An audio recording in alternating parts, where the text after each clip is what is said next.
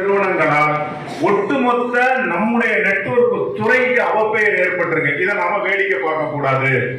இதை நம்ம மாற்றி அமைக்கணும், திருத்தி அமைக்கணும், சரியாக இதை வழிகாட்டணும். அந்த வழிகாட்டுதலின் பேரில் தான் இந்த துறையை நாம சீரமைக்க முடியும்.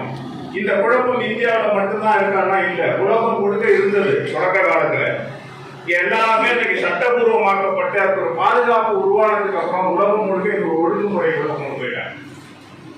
ஒன்னோடு ஒரு தனி மினிஸ்ட்ரி அமைச்சாச்சு, தனித்தனி அமைச்சர்கள் அமைச்சாச்சு.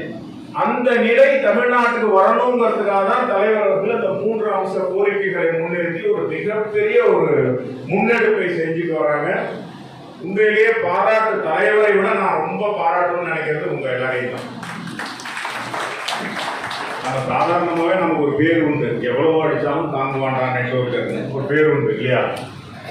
அதே மாதிரி எத்தனை மீட்டிங் வச்சாலும் சரி நாங்க வருவோம் அப்படின்னு வர்றோம் பாருங்க. எந்த மூலையில இருந்தாலும் புறப்பட்டு வந்துடுறோம் பாருங்க. ஒரு கூட்டம் இன்னைக்கு அரசியல்வாதிங்க அதை தான் பாக்குறாங்க. என்ன நம்ம காசு கொடுத்து கூப்பிட்டாலே வந்து 5 நிமிஷம் தான் இருக்காம ஓடி போயிடுறான்.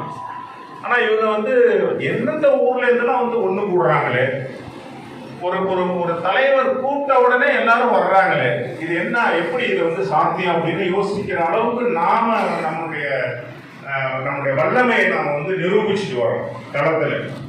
இதுதான் இன்னைக்கு பேசு பொருள். இன்னைக்கு தொடங்கி இருக்கிறோம்.